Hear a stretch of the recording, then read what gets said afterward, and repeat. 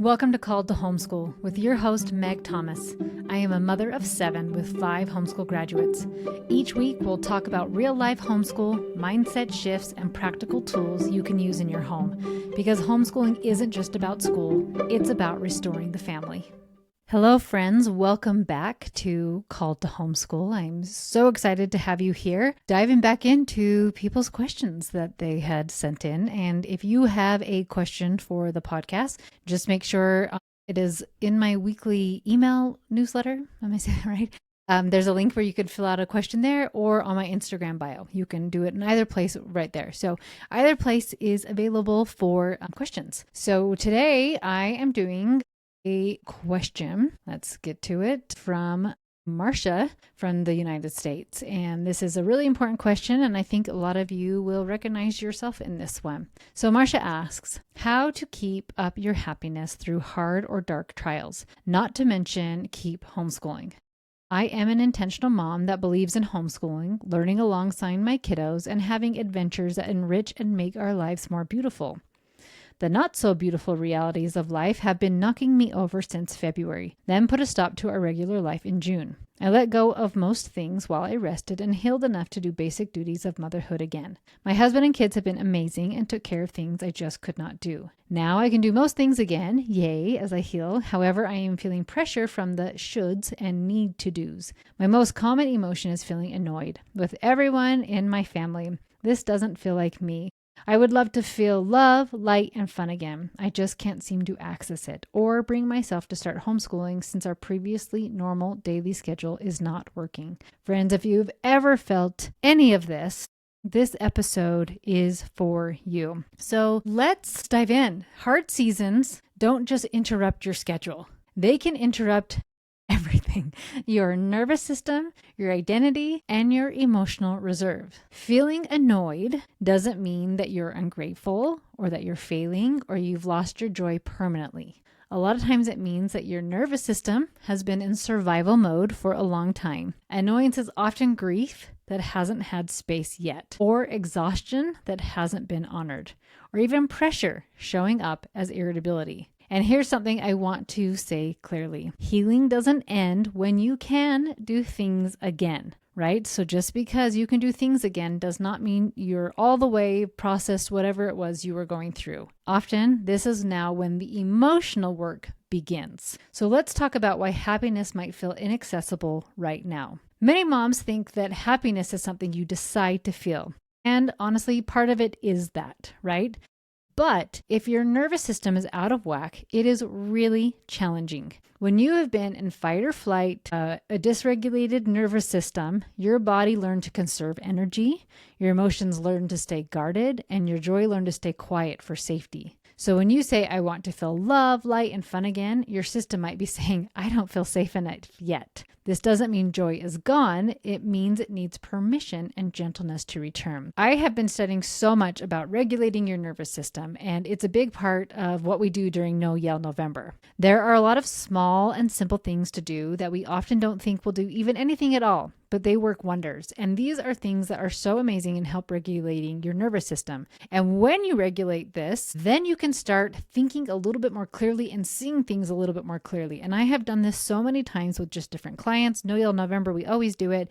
Especially with teens, when they're like, I just can't see a way out of this. We actually come back to these fundamentals and we do the bare minimum with them. We don't even go for a really big thing with all of these things. We just do some of these basic things so you feel human again, so you don't feel so exhausted again. And I wanted to share those with you here. So some of these fundamentals are, first of all, sleep. Sleep is huge. And I know if you're feeling really off, sleep can be a big one that you're not getting. And so I don't ever actually have anybody try to get 8 hours of sleep, 9 hours of sleep, or try to be in bed by 10.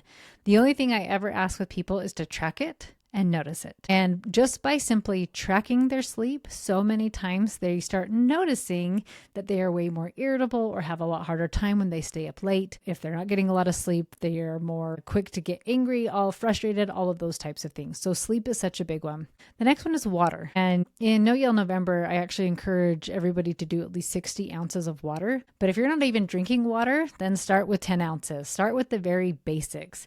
Just start getting water in your system because believe it or not, without that, you are just feeling off. And so many people I love when I would read their experiences with No Yell November, water was one that they're like, I didn't even realize how off I was because I wasn't drinking water. So just by having water in your body, all of a sudden it starts regulating things. You can think and see things more clearly. So the next one is eating real food. So in the No Yell November challenge, we aim for 2 to 3 servings of fruit and veggies a day.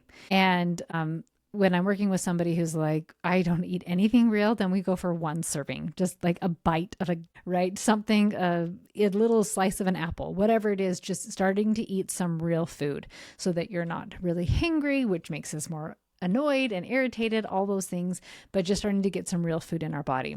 Next one is movement. There's so much research about movement and what it does for our mood and helping us to feel joy, all those types of things. The depression threshold, a lot of times people who walk under 6,000 steps a day feel a lot more depressed than people who walk above that, right? So that's one of the things I encourage, but that's where I have people look at how much they are moving and just try to be a little bit more than that. So if you're at 1,000 steps a day, aim for 1,300 steps a day, 1,500 steps a day, right? And slowly increase until you can get a little bit higher. The next one to really help regulate your nervous system is meditating and or journaling. Both of them are great. Meditation is really great to do a lot of that deep breathing. Deep breathing is so phenomenal to really get you out of that dysregulated state. But journaling also helps you get all those thoughts out, because a lot of times we think, oh, I shouldn't be annoyed, I shouldn't be angry. But if we can just get it out of like, yeah, I'm annoyed, my stinking kids, ... my husband, whatever, right? And get it all out of us. A lot of times we can then step into joy because we got that frustration and that anger and annoyance out. And the last one is limiting screens. And a lot of times that actually goes hand in hand with sleep or even movement, because maybe you're not doing some of those things because you're just stuck on a screen. And you can do a digital sunset, a digital sunrise, where you wait so long before you get on a screen after you wake up, get off a screen so long before you go to bed. If people are brand new to it, we say a few minutes, right? Try maybe bump it up as much as you need. But all of those things help your nervous system to feel more regulated, because if you are feeling like I can't even access happiness right now, you may need to get things regulated so that you can start stepping into that. So the next thing of this lovely lady asked about are the pressure of the shoulds. Who has ever said lots of should? We should be doing this in our school, or we should be doing this at home. Oh, as a mom, I should be doing these things. But maybe after you go through something hard, you're like, oh, I should be back to normal by now. I should be homeschooling again. I should be more patient. I should be happier. But shoulds create resistance, and resistance kills joy faster than grief ever could. So let's all agree to try our best to stop shoulding on ourselves. It never helps anyone to feel better. When you notice a should thought in your head, pause and ask, is this thought helping me right now? Then maybe try a softer thought instead that feels believable, not fake. Something like, I'm allowed to move at the pace life requires, instead of I should be at this pace, but I'm allowed to move at the pace where I am right now. This is what caring for myself looks like right now. I also really love thoughts like, I can't do that right now, and that's okay. This is not my season, and that's okay, right? Of allowing some of these shoulds go away. And when you change the thought, the feelings change too. And from that place, your actions become calmer, kinder, and more aligned with who you actually want to be. So let's dive in now of a new way to think about homeschooling right now. So you're just coming out of the season. It was hard for you trying to homeschool, and this is so important. You do not restart homeschooling the same way you paused it. So think about this: if you had a baby and you paused your homeschooling to give birth, and then when you started your homeschool back up, it's not the same. You now have another human in your house, right? You may be nursing or you're bottle feeding, but you're up at night, you're changing diapers. It is not the same school that you paused. So going through a season that was really trying for you, when you're coming back, it's not the same school. Your old schedule may not work anymore because you're not the same. Your family's not the same. Your capacity, at least of right now, is not the same. And that is okay. Homeschooling in a healing season could look like shorter lessons. You know, I'm a big fan of short and sweet lessons, maybe fewer subjects. And maybe if it's like not even, maybe it's you teaching fewer subjects, but utilizing different things to teach subjects. If you're like, I don't want to get rid of some of these things, is there a way that you can outsource somebody to teach some of the subjects for you? I actually know a lot of people who've been hiring kids who were homeschooled and they're adults now, like young 20-year-olds, and they're hiring them to come into their homeschool and teach certain subjects.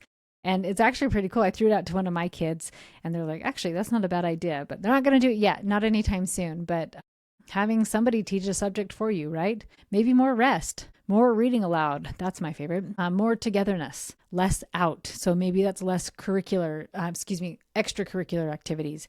Maybe it's some of those things of less leaving the house. But also with some of this homeschooling in a healing season looks like also keeping their nervous systems regulated. So making sure that we're not just sticking them in front of a screen or a movie all day, every day. Doesn't mean that we're not utilizing maybe YouTube or something that we're utilizing for our school, but to not just check out, because that's going to cause harder problems later. So this is not falling behind. This is responding wisely to real life. So ask instead, what is the smallest version of homeschooling that supports our family right now? Isn't that a fun question for any phase of life? What is the smallest version of homeschooling that supports our family right now? And maybe that's reading together daily. One subject a day, which is funny because most of the time I just do, for what I teach, I only teach one subject a day. And I love that. And I've done it for how many years I've been homeschooling, learning through walks, conversation, and life. I was just speaking to a client the other day about this, of like just having your phone there, and maybe you put it in a mode where people can't contact you. If you're like, I get so many calls and emails, but doing like on their conversations in life, and you're on a walk and they want to like, what is that? And being able to take a picture with your phone, like, what is this? And asking AI, like, why does a butterfly do this thing? Why does this bug do this thing? What kind of tree is this, right? And just answering all those questions is so much learning without a lot of energy on your part of planning all these lessons, right? But just letting them ask questions is so much, so amazing. And letting joy and connection lead for a while, right? Playing games, having fun, doing some of those things, maybe even getting back to routines and habits of chores, making meals together, some of those things. So rebuilding happiness gently, and how happiness often returns, not all at once, but quietly. So stop trying to feel different, right? Because sometimes you just need to sit with, I'm annoyed right now, and that's okay. And that's just where you are right now. So lowering that emotional bar of, I don't need to feel joyful all the time or happy all the time, because you want to let go of that pressure. And that's why I love the thought, and that's okay. Like, I'm annoyed right now, and that's okay, because it helps us to go into that space where we don't feel pressured, where we just kind of go into acceptance of where we are now. And because often peace comes before happiness, right?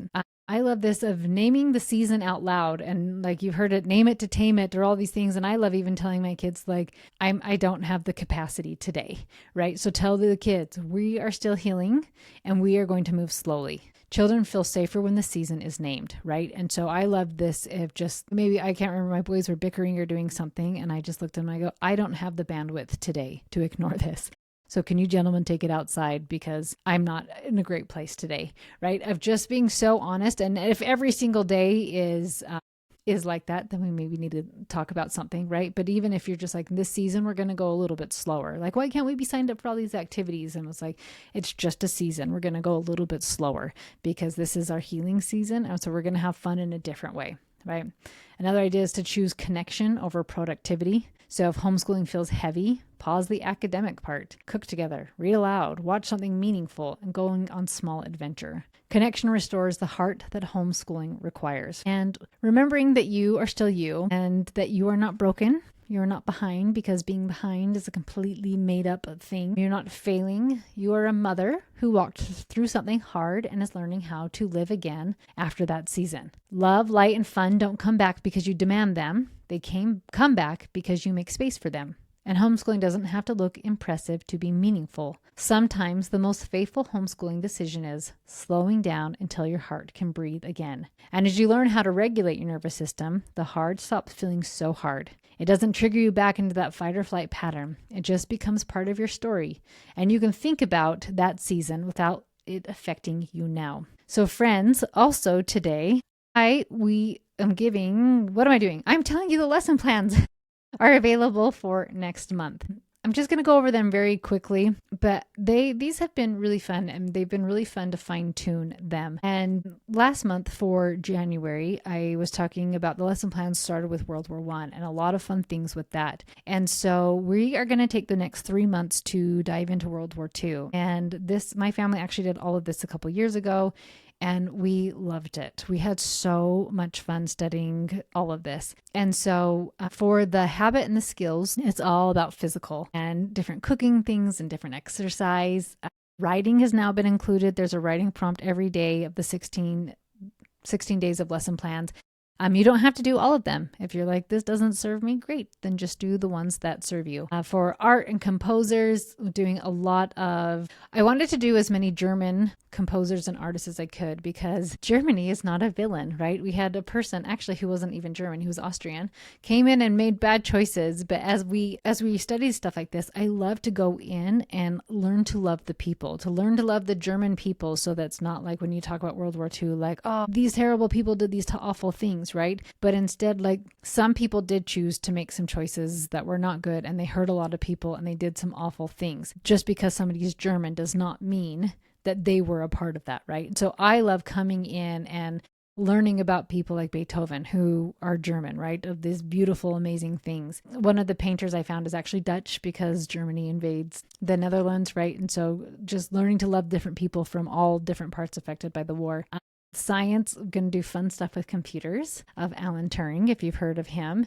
And then obviously the history and geography is World War II. It begins, and we are focusing on the first couple of years of the war. And we've started including timelines, and these are a game changer because they are so fun and they make things come alive. And just in our own homeschool, we have a big poster of the timeline of things that we're learning, and so we can go and see, like, oh, hey, this happened somewhere else in the world, what was happening in this part of the world, and starting to put all of these, scaffolding together, and like really seeing how the world works. So once again, activities for every single day, 16 different ones, and then great books, some suggestions for read aloud, and then books for your teens, suggestions. I always give 2 suggestions for, I'm trying to think, what is it called?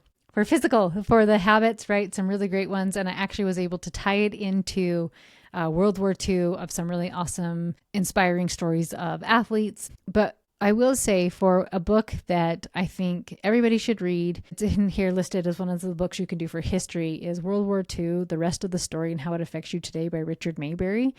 And everybody should read that book and understand so much more about everything with the war, not just everything that maybe you were taught in school, but the other side of it. And I love looking at history from so many different angles, and I cannot recommend this book enough. So it's one of the suggestions for teens, but parents, read that book too yourself. It's absolutely amazing. Lesson plans are available at coachmegthomas.com. There's always a link on my Instagram. And friends, anybody who's gone through a hard season, know that it doesn't last forever, and to really get that nervous system back regulated, and then working with those thoughts and working on getting it out. And it doesn't have to be this terrible thing that affects you forever, but that you can get back to where you want to be. Love you, friends, and talk to you next week.